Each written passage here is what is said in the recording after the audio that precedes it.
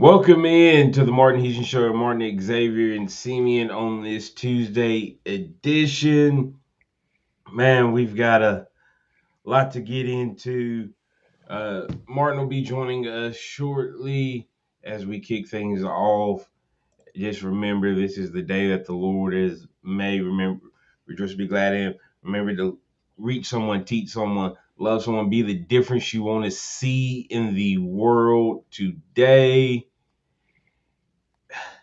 Man,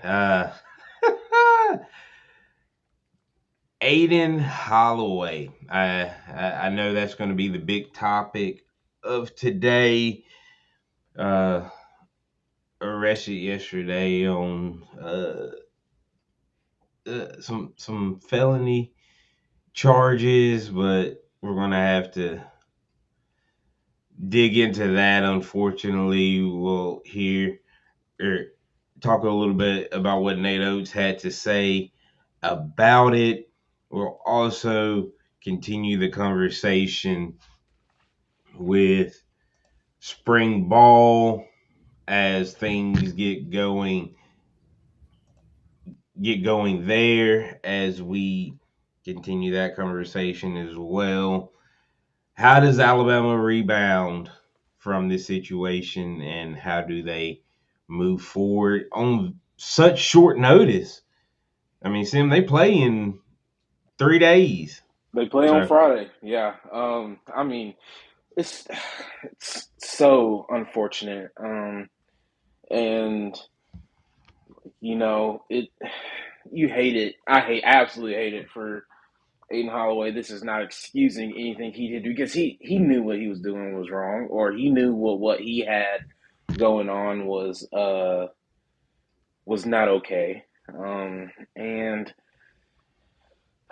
that's you have to reap the consequences of your actions. And I feel bad for the situation, but one mistake hopefully doesn't have to define his life. But for Alabama going forward, I really like what Coach Oates said on Hey Coach last night was that there were some leaders that stepped up. Latrell Wrightsell stepped up. Some other good players stepped up and became a leader in the room. And I know that's not what you want to have to do this late in the season and still have to worry about off the court issues. But that's the predicament that Alabama has found themselves in. I feel like this season has been just a ton of different distractions, and this is just another one on top of it. And how will this team respond to it? Is Jalil Bethea going to have to step up? Is it going to be Houston Millette? Is it going to be Amari Allen breaking out of his freshman slump? I mean, the answer is probably all of the above if Alabama wants to make it past. Even Hofstra at this point, because I don't think it's a guaranteed win now anyway. Especially you don't know what team's going to come out, so who knows? All right, yeah. This is an unfortunate situation, and I'm one of those, hate what happened. I will throw in that, innocent until proven guilty. So, but he's already had consequences because I used to teach you guys you're labeled by association, Hmm. and so um, his or theirs or them or whatever unfortunate situation that he's in, and you pray for best outcome for him. You know, we're I'm down here at this John Maxwell conference, and um, it talks about the return on failure and how success and failure when you separate them from each other, there's not really a lot of return. But most successful people who have gone to great heights have overcome things. So pray that that's what happens here and courts, but I do not want that. I want to move on. I don't like spending a lot of time on stuff like that. Hit it and move when possible. So, like I said, praying for the young man and praying for all involved. And uh, you just the concern is that if it's deeper, if it has tentacles. So we'll see. And Yeah. unfortunately for Coach Oates, a couple of these types of things have hit his program in kind of throw the cloud. And I thought with the Bediako story that um, this just adds to the saga of 2025, 2026. Yeah, and Coach O still last night did hey coach, and he had some comments on it. Um he said we've got standards in our program. We've got ways we've held our guys accountable. We try to keep everything in house. Obviously, some of the situations you can't. This is one of those. A situation is a little different when we found out what was going on this morning. I found out this morning. I guess it all went down this morning. We had to suspend him pending the investigation by the UA Office of Student Conduct. We're certainly disappointed in his behavior. With that said, we still love him. He's still our guy. We're going to help him get him the help that he needs. We're going to continue to help him any way we can. We're preparing to play without him this weekend. And that's all they can do. Yeah, and unfortunately, it happened. Now the thing is twofold.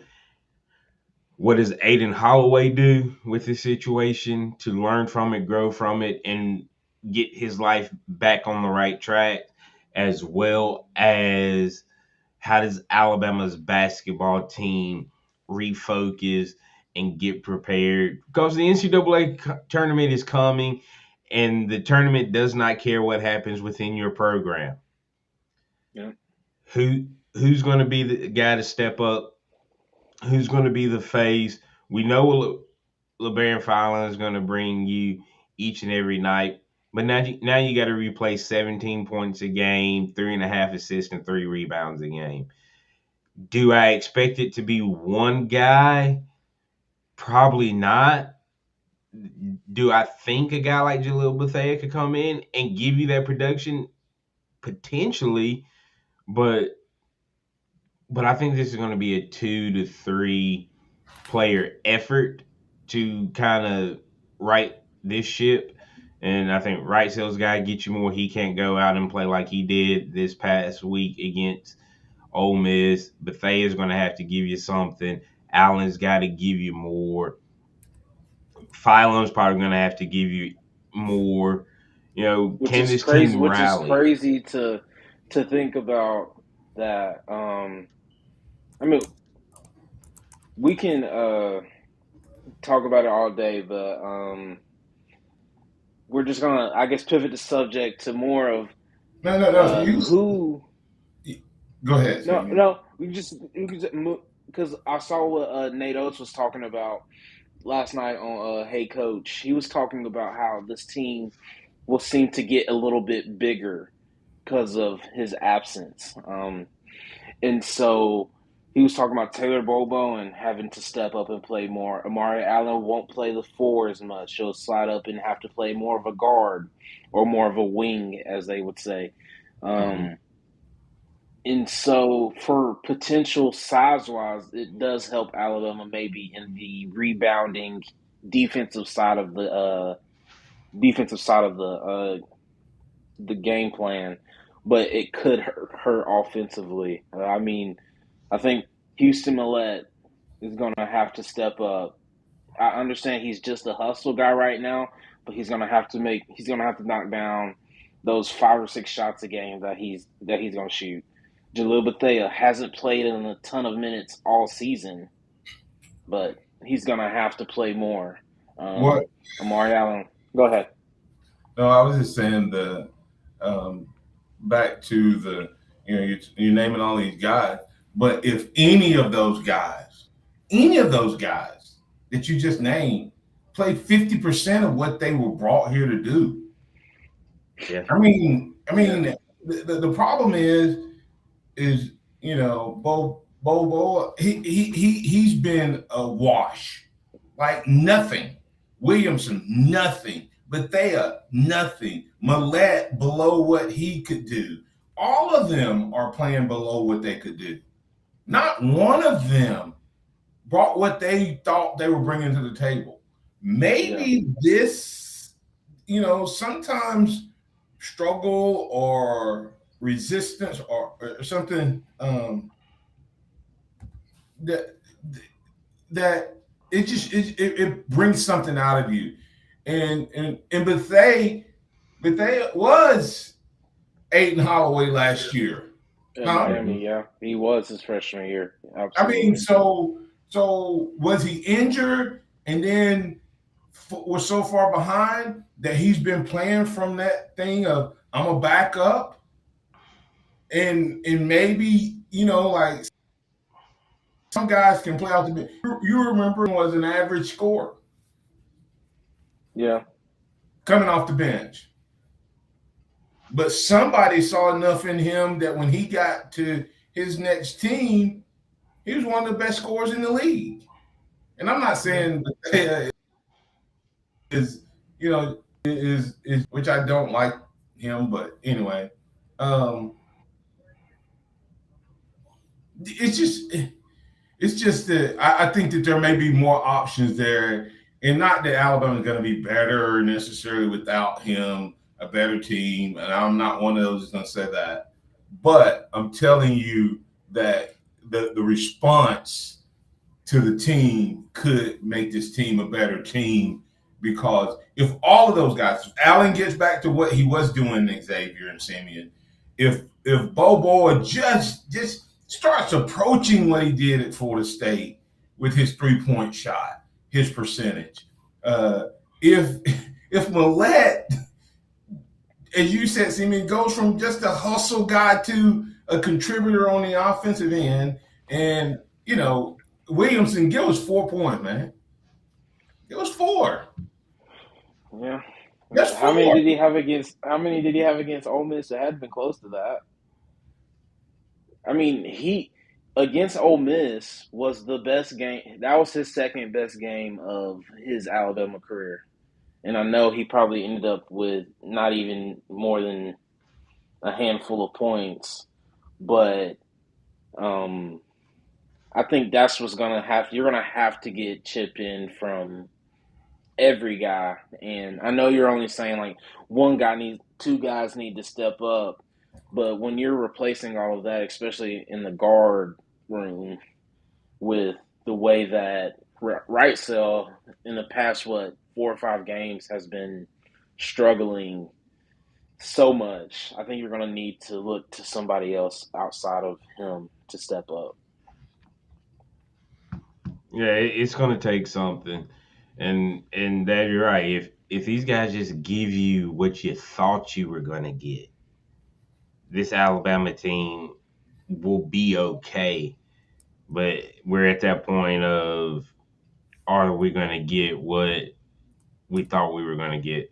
But we're gonna go ahead and get the break when we come back. Mhm. Uh, keep rolling. Uh, We don't I have mean, unless you go ahead. Just take a 1 minute break and then we'll come back on the other side. okay, we'll be back shortly.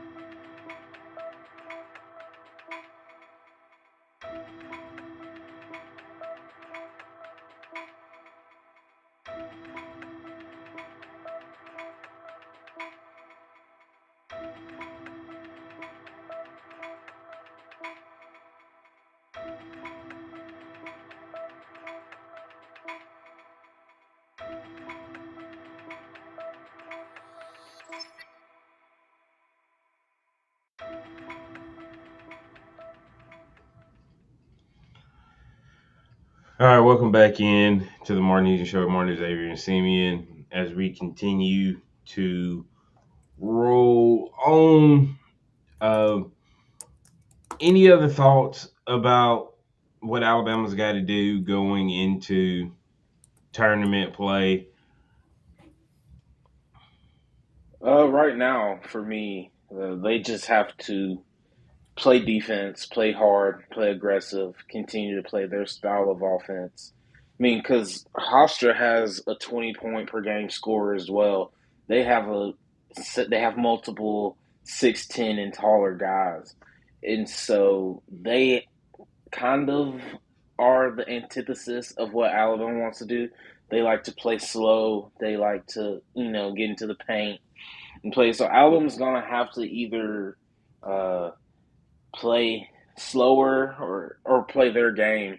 And so I think Alabama's talented enough to beat them however they play, but they are going to have to come out intensely. I mean, Alabama averages 91 points per game, Hofstra averages 75, and then Hofstra gives up 66 points, Alabama gives up 83.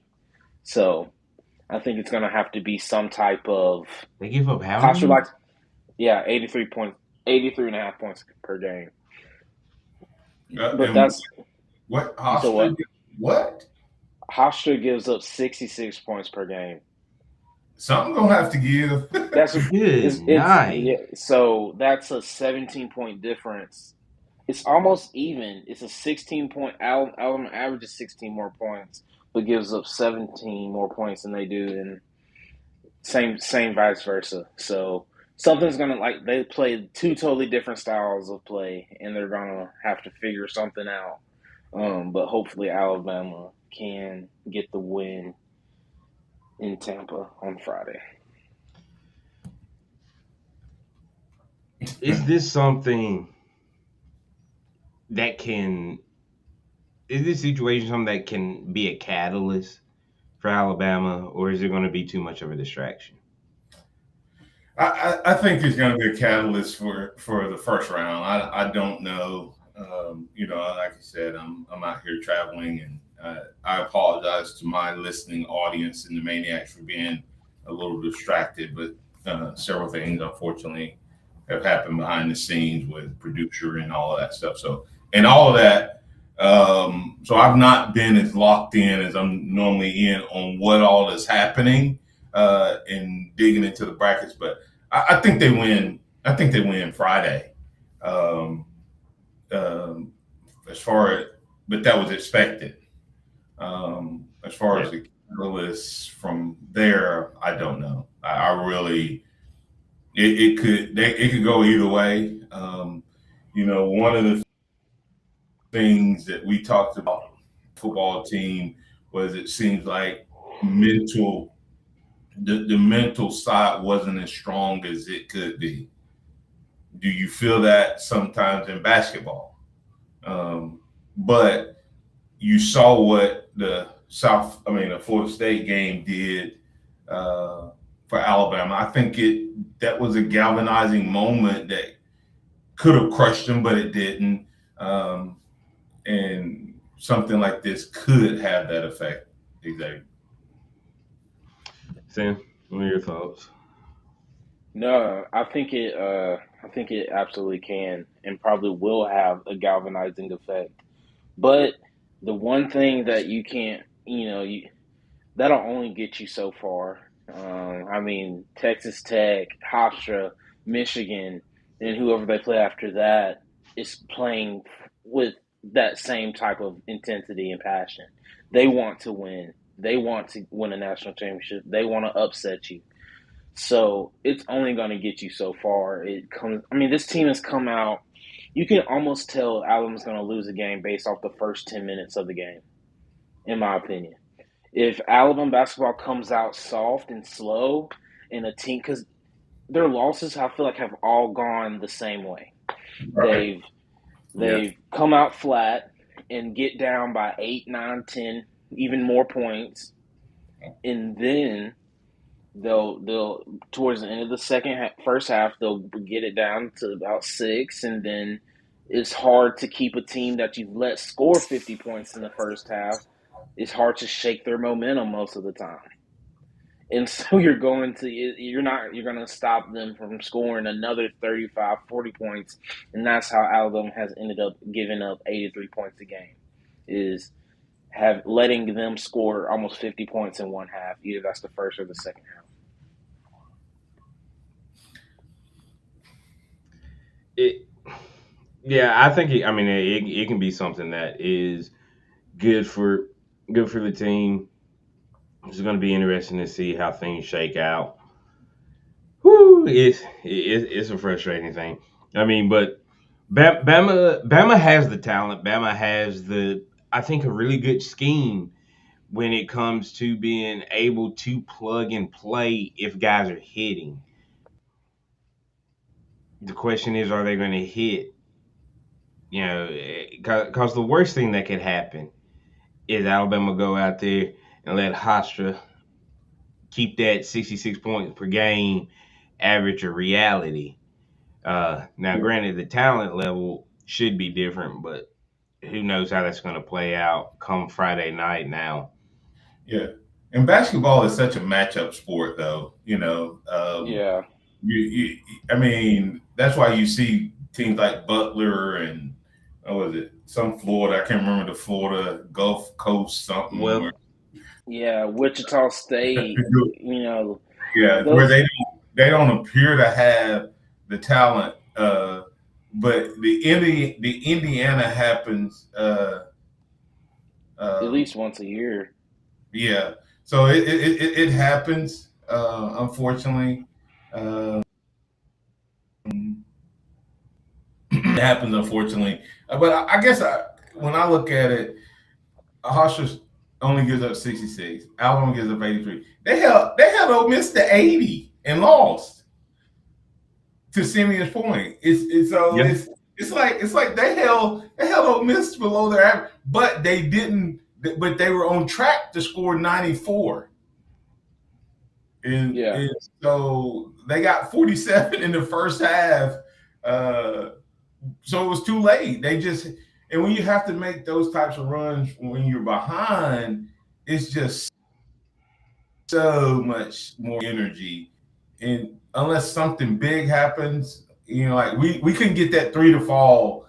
We made that comeback with twos as for the most yeah, part. And I think our energy legs were just gone by the end. And they kept making big threes and big moments, sort of like Georgia did before. Uh, I don't think yeah. Hofstra has that capability, but this team is gonna. Are you guys old enough to? I know you don't remember the old school Princeton, but I'm sure some of the maniacs do. But man, Princeton, when you have an they had a crazy offense, didn't they? four corners and they Pass just and cut, pass and cut, pass and cut. yeah, and they wasn't trying to shoot. They were going but Yep. before the shot clock, they might beat you 30-20. Um, Hmm. Pass and cut. Yeah, that'll be Absolutely. interesting. No, I got something for y'all to guess. Who do you think the two leading scorers were from the bench on against Ole Miss for Alabama? It was Bobo and Noah Noah, Williams, wasn't it? Bo Bowen and Noah Williamson. London Jimson gave 0 points. Jalil Bethea 0 points. Houston Millett 3 points. Well, I guess Houston Millett and Noah tied for 3 points apiece. And then Yeah, Latrell but it was Wrightsell like a had combined 10 points, right? it was 14 points off the bench. London Jimson 0, Jalil Bethea 0, Latrell Wrightsell 0, and Amari Allen 5. So 4 guys No, gave Mari 5 points. started. Latrell, No, I know. I was just saying that's how many guys went scoreless or had that many points in a game. And so, I mean, if you think Holloway, Fallon, and Aiden and Sherrill. Sherrill were the main scorers and gave what? How many is that? That's like 60 points right there just for Mm-hmm. those three. And if those three get you 60 points in a game, you are assuming Alabama won that game. especially You're if the other team scored 80. right. You're assuming, oh my goodness, Alabama just won that game for sure. But that's what happens when nobody else shows up. So I know we're not wanting to depend on or Taylor Bobo and Noah Williamson, but if they can at least bring those points, carry that over. If Taylor Bobo can average 8 to 10 points a game this tournament, and Noah Williamson can average 3 to 6 points per game, wouldn't y'all take that? Yeah. Because you would assume everybody else would get theirs, and so I If think Amari and Wrightsell get back to their double digits, they bring their eight to. If Bobo and Noah Williamson can average 10 to 15 points combined, I think Alabama fans would take that every day. And I think that's something that, at least what Nate Oates was saying during Hey Coach, I think that's something that he was expecting. And he's expecting from them to continue to bring that. yeah, it's gonna be interesting. But hey, we're going to go to break now, and when we come back on the other side, we'll jump into some football conversation, spring ball, get a little deep into that. This is the Martin Houston Show with Martin Xavier and Simeon. We'll be back on the other side.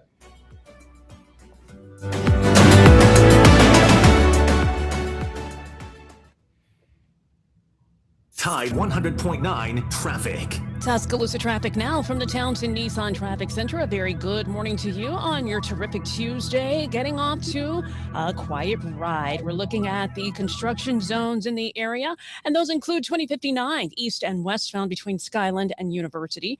Also moving about Foster's Count or make that Foster's area freeways. On 2059 again, eastbound between Holly Springs and Joe Malisham.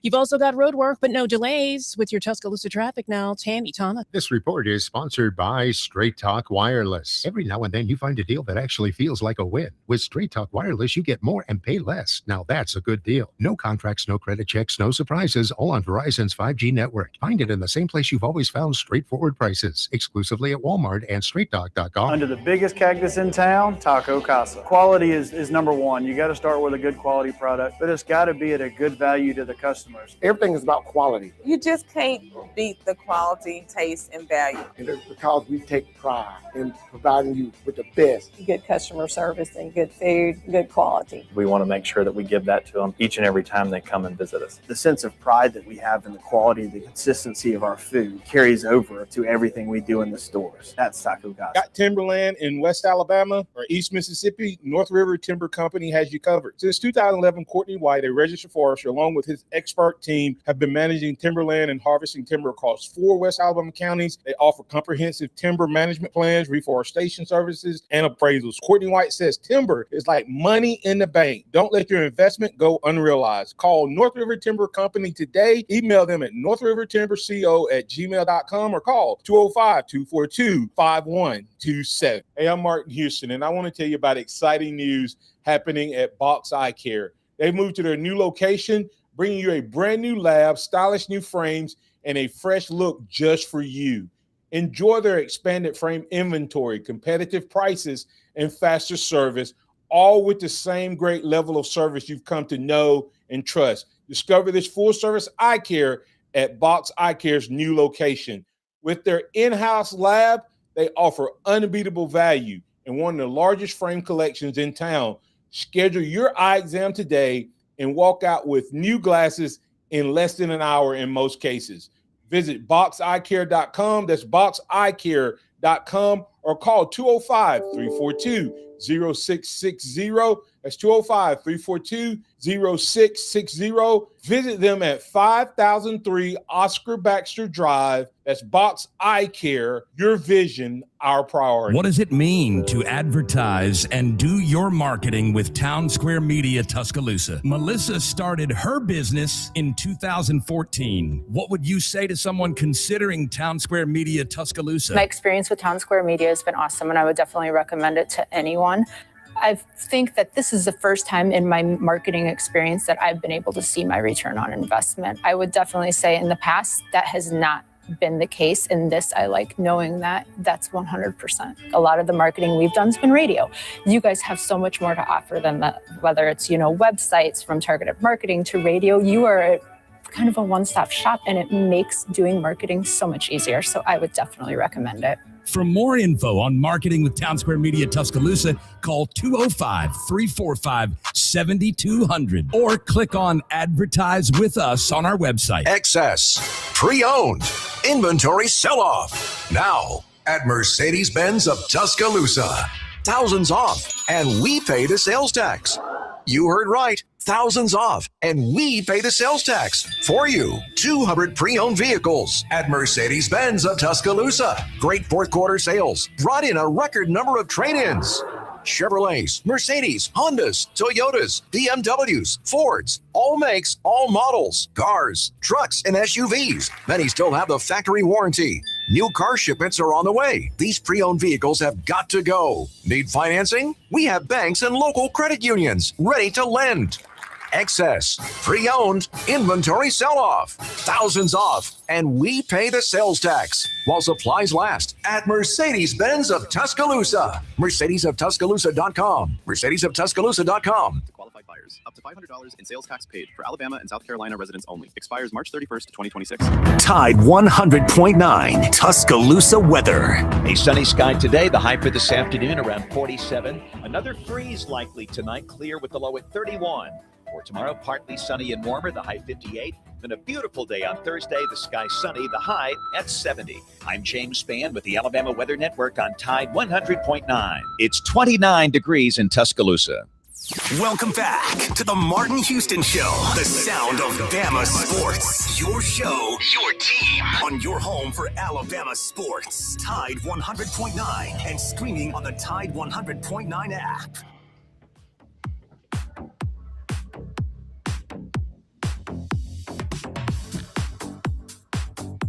Welcome back into the Martin Houston Show with Martin, Xavier, and Simeon. As we get ready to jump into some spring ball, we'll get some comments from Coach Womack as he talked about Caleb Woodson, and we'll also talk about and Devin Tompkins as well. Let's talk a little bit about that defensive back room and the linebackers, as we kind of hit offense yesterday. Sim, what were some of the comments that Coach Womack had about two of the transfers? Yeah, he spoke very highly of Caleb Woodson. He said basically off of replacing, Deontay Lawson and Justin Jefferson, that was a big hole that needed to be filled.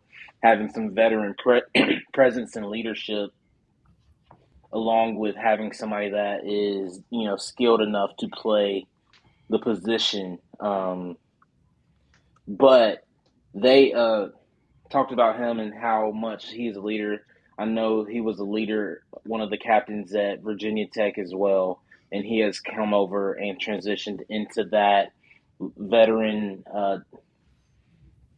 leadership, linebacker, quarterback of the offense role at Alabama smoothly as well. He has brought in Xavier Griffin under his wing, so that's really good for Xavier Griffin to be gleaning off of that relationship as well.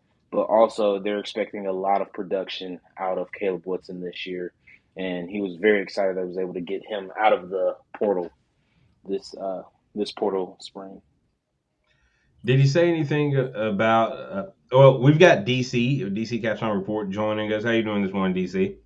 Oh, doing great, guys. How y'all this morning? Doing good, doing good. DC, did you hear anything of kind of how the Caleb Woodson thing is going as well for Alabama so far? I just agree with what I heard Simeon say. I've heard all that he said, and I agree with that. I think that it's been a good process, very good transformation. Not only what I've heard was just his vocal leadership has really been good as well. I think that's a big plus. Yeah, it's hard to get guys to come in, transfer in, and be ready to be vocal leaders, but I think he was ready. Yeah, he was a captain, voted captain by his team as a sophomore, is what I had heard reported. So, they knew they were getting a leader, with productivity. So it's good to hear. Sometimes guys come into always adapt, or they don't always, step in on that role. But it sounds like Caleb embraced it. For me, is how much can Caleb help the young guy, though? Because and then that's it. I mean, we talk about the O line, guys. I mean, that's it, unless they move somebody. Yeah, I mean, there's virtually zero reps at that inside linebacker position, and there's when you look at it, you've got QB Reese and Caden Jones, who are redshirt sophomores who have played very sparingly. Then you have Luke Metz, who's a true sophomore that play on special teams. Then you've got Abdul Sanders and Duke Johnson, redshirt freshmen. And then it's true freshmen, Zay Hall and Xavier Griffin. That's it. Yeah. You got a senior and then nothing as far as true experience. I guess the question I would ask, you guys, whoever wants to take it, jump on it. But, we said this a little bit yesterday about Lloyd. If this was a Saban recruited team, we wouldn't have as much worry about a Lloyd stepping in, because we had so much hype and faith in if Saban recruited a player as freshman. And so I guess the question is, how many times did we have guys? We had the same situation where we had a veteran linebacker and a new guy coming on the scene who had only played special teams. It happened all the time under Saban, I think, but we just didn't realize how often that one guy was coming in with virtually no playing experience. Well, I guess it's a little different because that veteran guy was a guy that had been in the system 3-4 years. Yeah, that's what I'm saying. But I think that's the difference. Like you knew if you were gonna have, CJ Mosley and then, Rashawn Evans or whoever, Reuben Foster, who was coming up, but CJ had been there. Now we've got the experience, but this is his first year in the system too. So that's where you kind of it changes a little bit. So I think that's part of it. But I think QB Reese, when we talk about a guy like him, this is a guy that the coaching staff love. We've heard good thing about Metz as well. And of course, we expect Xavier Griffin to grow into his body and end up being a good player.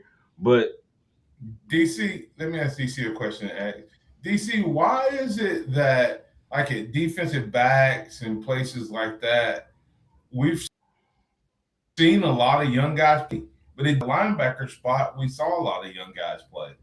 Like if you look at the D line, you look at outside linebacker, you look at DBs, all of those positions the freshmen the last 2 years have gotten a lot of reps. Yeah, I don't really can't put a finger on as to why, but one of the reasons may be the communication. I think they use the middle linebackers to wear the communication helmet, and I think that young guys probably have a hard time of concentrating on what they're supposed to do with that type of pressure on them.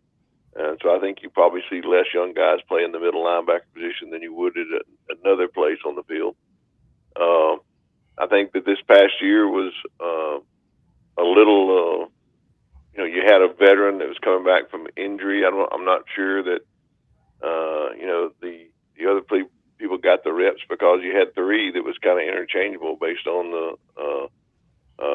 the play last year, and I think they all took turns with the helmet at some point in time, so you didn't have room for other people to come in there. So I think that's probably what it is in this year for middle linebacker position.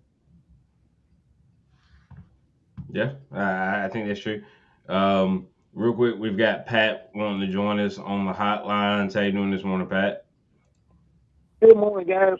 I got questions for DC this morning. DC, I'm hearing Jackson Lloyd's just blowing it up at tackle, and that offensive line is gelling together. And does that tell me that our front seven sucks?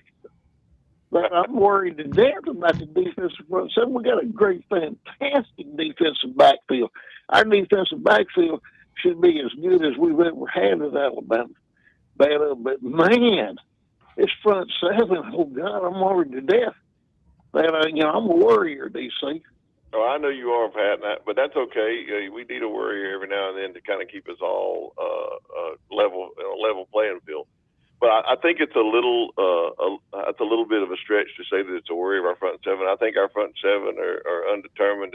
We haven't seen them play and don't know how they're going to play. I think you're going to see an upgrade at our front seven on defense, just like you are at our offensive line. I think that was a point of emphasis, and I think that they know what they need to do. And I don't think that it's our front seven is really bad, but I think our offensive line is doing better because of coaching, and I think it's doing better because it was a point of emphasis to kind of scrub what we had and start over.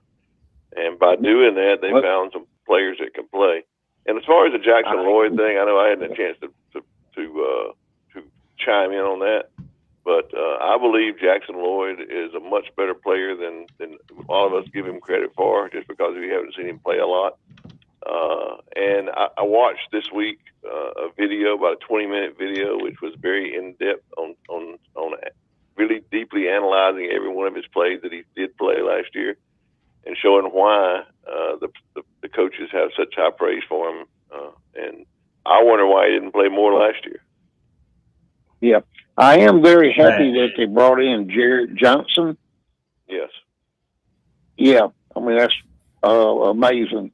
But I think was a fantastic player at Alabama, very kind of unsung.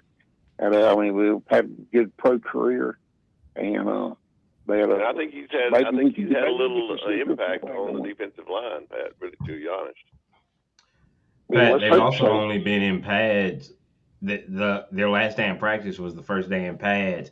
I wouldn't say Jackson Lloyd is where he's at because of what they've seen through last spring or last summer, last fall, and all that stuff for the left tackle position. Not because the defensive line is bad. They haven't had a chance to test each other yet. Yeah, iron sharpens iron, so we'll see. I think Jackson Lloyd, based on what they're saying, I think they feel like Jackson Lloyd could have played last year. Times did they feel that Caden would have been a powder keg? Because he's the only one they didn't sub out or rotate. Never. Yeah, they left tackle a lot of money to come back here and feeling like you can't replace him with the guy that may be better behind him. And that's just my honest opinion. Yeah. I didn't say better. I just always thought Coach Saban played the best, Yeah, but I'm not worried about the defensive line 3 days in. Go ahead, Simeon. No, I was just saying, love Saban, appreciated Saban for everything he did, but he didn't have to go through this like the board has Saban had to let go some through. guys hold him hostage. So, I mean, yeah. So, I don't know. I don't want to say that Nick Saban would just play the best player just How because. bad was the recruiting Saban had done that Caden Proctor was the best we had at left tackle his freshman year? Everybody misses Martin that other. I didn't say he didn't. NFL I didn't say everybody didn't miss. I'm just saying that Caden Proctor as a freshman we're still complaining about some of the stuff he did as a junior. He was as a freshman. They couldn't get him to go protect his inside to the outside. I mean, and all I'm saying is, Pat, you missed one by that point because he was the guy that played all year. And I'm saying that I believe that Lloyd, if you go back and put Lloyd on the field this year versus Proctor on the field his freshman year, Lloyd is a better player. So we got to get the break. Thanks, Pat. We appreciate you calling in. Hopefully you can pray and don't worry, because if you're going to worry, don't pray. All right, we'll be back on the other side. This is Martin Houston Show with Martin, Xavier, and Simeon. We have DC Capstar Report here with us. Tide 100.9 traffic. Tuscaloosa traffic now from the Townsend Nissan Traffic Center. We are moving in go mode as you travel along the freeways and side streets. Taking a look at 2059, it's green between McFarland and Joe Malisham. And you got Lurleen Wallace running smoothly for the time being, and we like that. So that is in between University and McFarland. You're pretty A-okay there as well. With your Tuscaloosa traffic now, Tammy Thomas. Why'd I go to the doctor? Working on the farm, my heart kept skipping a beat. I didn't think much of it, but my daughters made me get checked out. Turns out I have atrial fibrillation, which increases the risk of stroke about 5 times. Symptoms like irregular heartbeat, heart racing, chest pain, shortness of breath, fatigue, or lightheadedness can come and go. But if it's AFib, the risk of stroke remains. If you have symptoms, contact a doctor. I'm so glad I did. Visit notimetowait.com. Sponsored by Bristol Myers Squibb and Pfizer. Did you know that 90% of the lawyers you see or hear advertised aren't even in Alabama? Just think about that. I used this guy, Stephen Mesrano, twice because he did what no other lawyers could do. He won for me, and he can win for you. Mez wins. Thanks, guys. I'm attorney Stephen Mesrano, and I win. Call me, 205-800-8000, and let me fight for you. And when you call, you'll actually talk to me. 205-800-8000. I've got this. No representations made that the quality of legal services to be performed is greater than the quality of legal services performed by other lawyers. Taco Casa, quality, taste, and value under the biggest cactus in town. They've been doing it the right way each and every day for 50 years and counting. If you're looking for a great option for lunch and or dinner, then you need to check out Taco Casa. Taco Casa, and while you're there, don't forget to get a big glass of that sweet tea. Visit them online at tacocasa.com. That's tacocasa.com. Quality, taste, and value on the biggest cactus in town. That's Taco Casa, tacocasa.com. If you're looking for a good time, good food, and good drinks, there's only one place for you. Innisfree Irish Pub at 1925 University Boulevard. Innisfree Irish Pub is Tuscaloosa's game day spot with a great atmosphere where good friends meet to have fun, watch the game, and unwind at their 2 full bars. If you're hungry, have one of their mouth-watering burgers, wings, or their lucky lunch meat and 3. Innisfree Irish Pub, open 7 days a week at 1925 University Boulevard, Tuscaloosa. I'm a good person. I pay my taxes, and then, right when I get my refund check, bam! Car dealers want it for a down payment. Well, not this year. I'm going to Tuscaloosa. Tuscaloosa Chrysler Dodge Jeep Ram. Every vehicle is just a dime. It's a crime to pay more than a dime. Every vehicle, one dime down. And save thousands. We're overstocked with new 2025s. They all must go. Plus acres of certified pre-owned. All makes, all models. No credit, no problem. If you got a job and a dime, you ride. Not your whole tax return. It's a crime to pay more than a dime. One dime down. Plus, get 0% financing for 60 months. At Tuscaloosa Chrysler Dodge Jeep Ram during the Start Something New sales event. Tuscaloosa, CDJR.com. Example 25 Dodge Hornet, 32,850, time down, $575 a month, 60 months at 6% APR, plus tax tag title to qualified buyers. It's time for the Martin Houston Show. With the same hard-hitting, no-nonsense approach in which he played the game, Martin will take you inside the locker room, down on the field, and across the goal line with his in-depth analysis.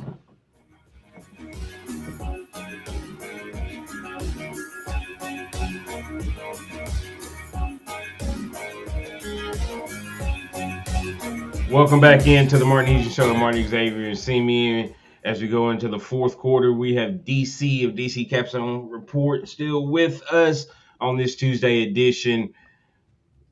DC, just one more question about spring ball.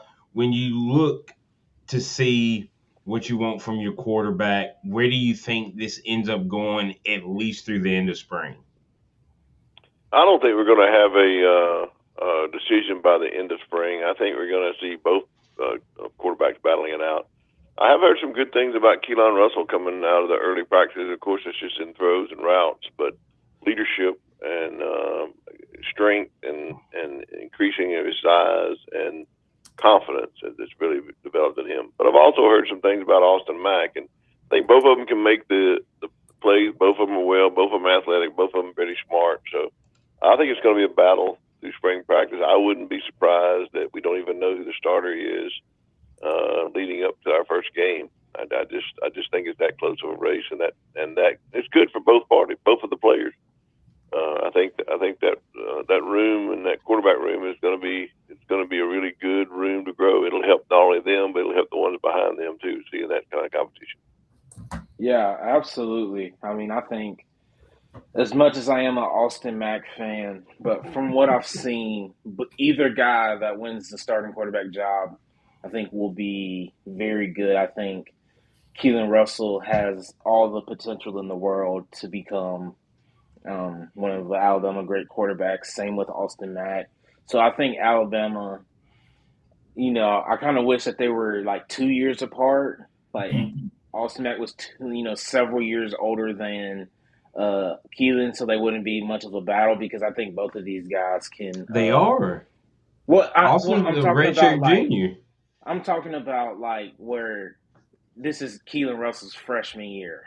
You know what I'm saying? Just where it would be more of, because you don't want to lose one of these guys, and I feel like whoever doesn't win the starting job, you might lose them this next year, and so.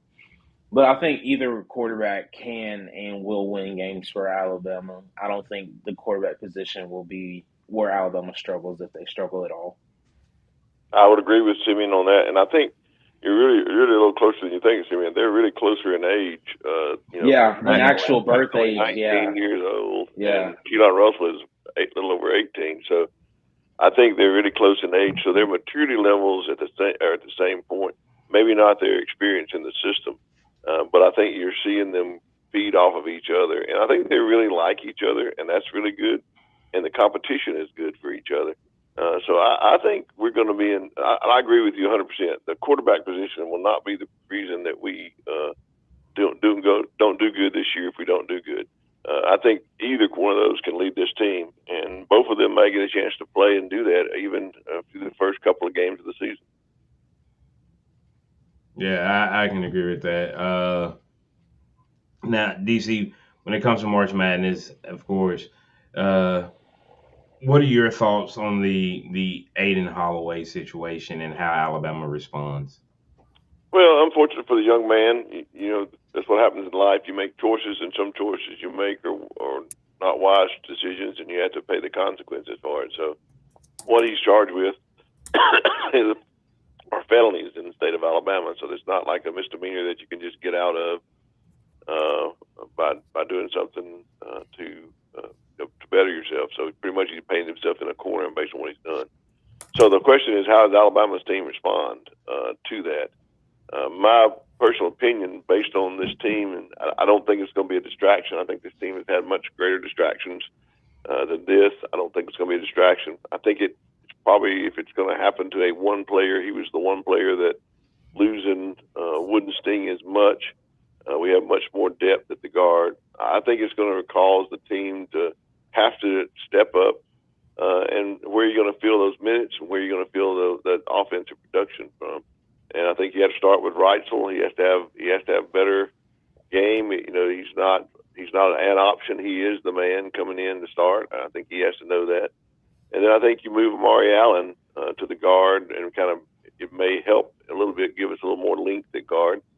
Because I've really seen Jemison and Taylor Bourboin kind of come on lately at the fourth spot, so I think that's a really good move. And then you got a chance for others like Millette, Bethea to step up and contribute. If any of those players step up and contribute just a little bit, and don't try to do it all themselves, then I think this team can really do well down the stretch. I think the first game is going to be critical against Hofstra. Hofstra has a good team. They can slow the ball down and try to take you out of your game. If Alabama's team steps up in the areas I spoke of and they play, I think it's going to give them confidence that they can do this without Holloway, and I believe that they'll be able to surge at that. If they struggle with that early in the Hofstra game, it'll be difficult. It'll be a difficult game for them to win. Yeah, and with Alabama, with everything that's going, with everything Alabama has to deal with, Q Dixon asked a question: does Nate Oates have a culture problem the way that we feel Kirby has a culture problem at Georgia? We don't have time to. Well, that's too deep of a question. DC, give your thoughts really quick. But we're up on having to get up out of here in 60 seconds. Yeah, I don't think I have time to really dissect that. I don't think that my opinion is that there's not a culture problem. But because you got a different thing in a large football team and a small basketball team. I think it's more prominent when you have less players, and I don't think we have a culture problem at Alabama basketball. Not under Nate Oates. And we do is know of what Kirby has consistently had the same thing multiple times for multiple years, and unfortunately for Aiden, he made a really, really costly mistake. The reality is you probably a lot of football players, a lot of basketball players, and a lot of other people's homes and get the same result, unfortunately, that Aiden is facing right now. And I'm not excusing it by any means, but you can't make something acceptable and then be shocked when something costs someone, when you say it's okay, but the law says it isn't. And that's where we are at with weed and marijuana and all of that stuff. We made it okay for these young people to do it and put up, but the reality of it is it's still against the law in Alabama, and this young man is the victim of that particular circumstance. Not making excuses, just speaking the truth. We'll be back on tomorrow. That's Xavier Houston. That's Simeon Houston. That was DC. I'm Martin. We appreciate you being with us, Maniacs. We'll be back tomorrow. Same back time, same back channel. And hopefully all things are well with you. Roll Tide. Trust in the Lord always. Lean not in your own understanding, all you not him, and he will direct you. A dedication to last throughout the years. So bring your good times and your laughter too. We gon' celebrate. Thank you for listening to the Martin Houston Show on your home for Alabama sports. Tide 100.9 and streaming on the Tide 100.9 app.